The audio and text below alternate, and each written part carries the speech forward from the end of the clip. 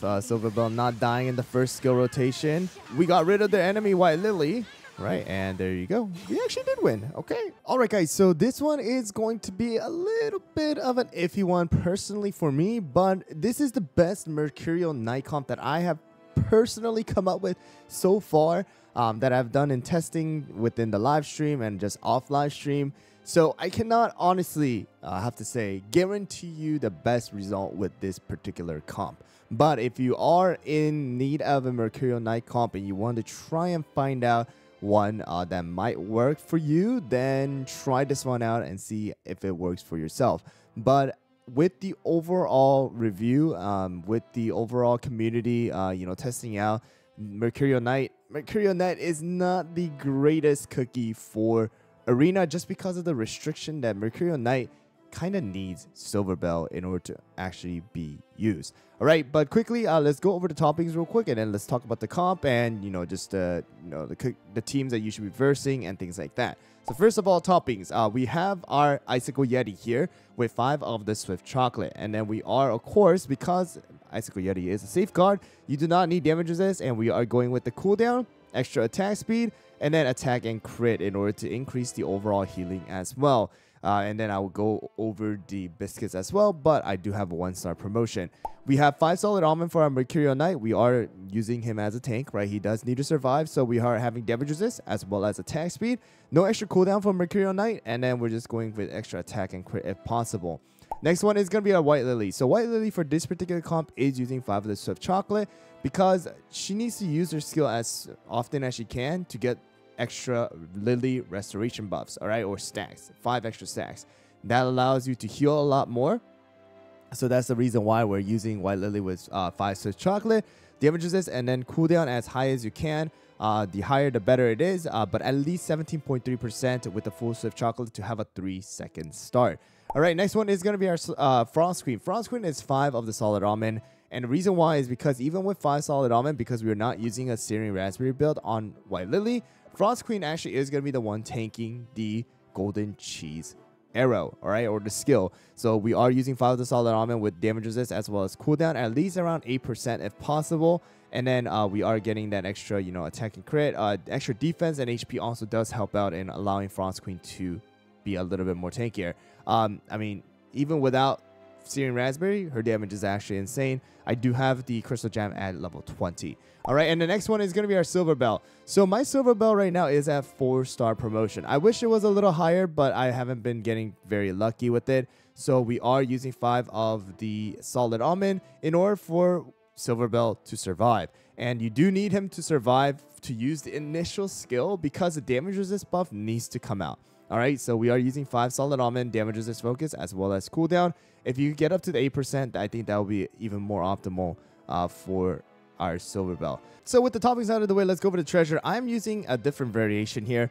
It's going to be the scroll as well as the monocle and the jelly watch. All right, so the monocle can be replaced with different ones.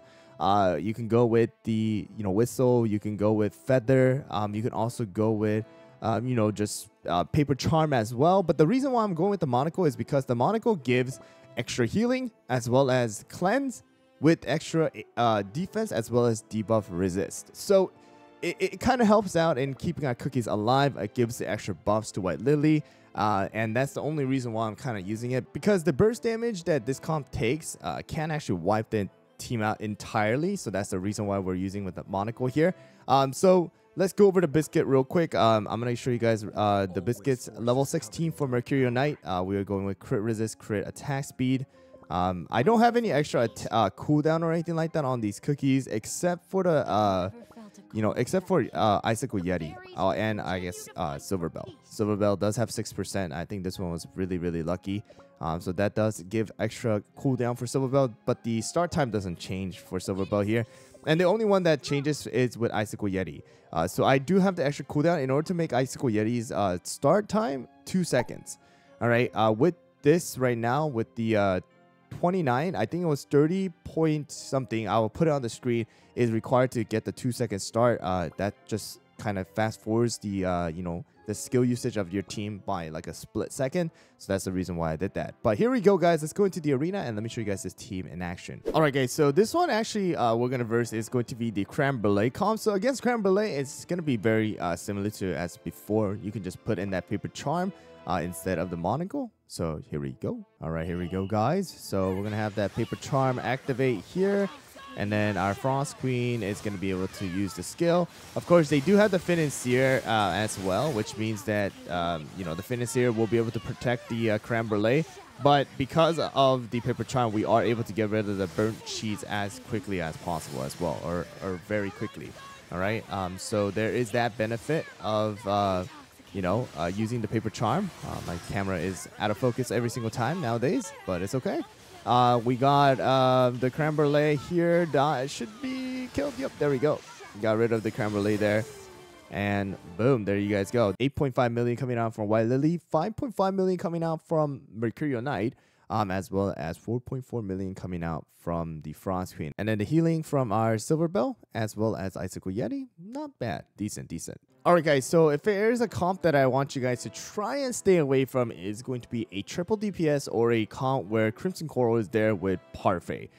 So this particular comp just does so much burst damage that you're gonna have a hard time doing this. Alright, so let's just go over it and see how this one goes. All right, here we go. So, of course, you know, when it comes to arena, there are times when you might still be able to heal or just out damage the enemies with overall stats as well. But in most cases, I'm going to be honest with you, if you're in a pretty high ranking, you're going to end up like this, where you're just not going to have enough heal. You're just not going to have enough, you know, tankiness, damage resist buff as well that is just there in front. With like Crimson Coral, you just go into battle and you just have a damage resist buff. While Silverbell, you do need to stack it over time. So you can see right there, these three will just absolutely just shred your team. All right, guys. So here we go. We're gonna go up against this time around a double tank, double DPS, most likely here. They do have the Frost Screen, so we're gonna use the monocle here. Let's go. All right, here we go, guys. So again, Monaco is going to activate a little earlier, but we're still going to have the debuff resist and the defense as well. All right, so there's that benefit still. And most likely by the time this is activated, second time, oh well, our White Lily entangled the Frost Queen, so it delayed the skill. But there we go. We're going to use the White Lily skill one more time. The good thing about the Monaco is the cleanse. The cleanse gets rid of the frost stack that Frost Queen puts on your cookies, slowing down the attack and such. So there is that benefit. Again, Frost Queen is the one tanking the you know, hits from the golden cheese, so there's that benefit because White Lily will not be losing her stacks, right?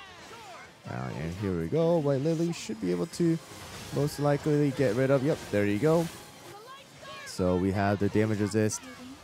We have Frost Queen, yep, finishing it off there. That was very close with the golden cheese, but we did have Icicle Yeti to kind of, you know, decrease the amount of damage that we take. So there you guys go. White Lily doing 14 million. Mercurial Knight doing a good decent amount, 4.4 million as well as our Frost Queen doing 8.1 million. All right, this time around, one last battle. We're still going to go up against the Crimson Coral, the one that I told you not to, but we're going to use the whistle this time around. So here we go. The triple DPS. So this time around, Silverbell did get to use the skill. All right, so there's that benefit of Silverbell not dying in the first skill rotation. Second time, good, good. Healing comes out. We have the damage resist as well. We got rid of the enemy White Lily. So this time around, we actually might be able to win this one just because of the fact that Silverbell did not die in the beginning. And our DPS cookies do have the extra damage as well as damage resist. Right, and there you go. We actually did win. Okay, so if you guys want to take the risk, all right, I usually don't want to tell you to do it, but if you want to take the risk, then try to use the whistle against the triple DPS comp right here with the Crimson Coral single tank, and you might be able to win if your Silverbell survives. But there you guys go, a Mercurial Knight, White Lily, as well as Silverbell. It is more of a fairy team that I want to share with you guys. Again, I am not 100% sure how like it's gonna work for everybody. This is more of the best one that I have actually, come up with and tested out so far with Mercurial Knight. Again, Mercurial Knight's arena usage, it's not the greatest as of right now. Maybe once Elder Fairy comes out, it might change with another tank. If Elder Fairy is another, like a defense possibly as a guardian. But we'll have to see how that turns out. But as of right now, Mercurial Knight mostly going to be used for that raid, as well as inside of like world exploration and such as well. So as of right now, that's what's gonna be. Try it out, test it out. If you have any Mercurial Knight comp that you want me to test personally, then let me know and I'll try to test it out and share it if I do find some good success with it. Thanks for watching, guys, and I'll see you guys all on the next one.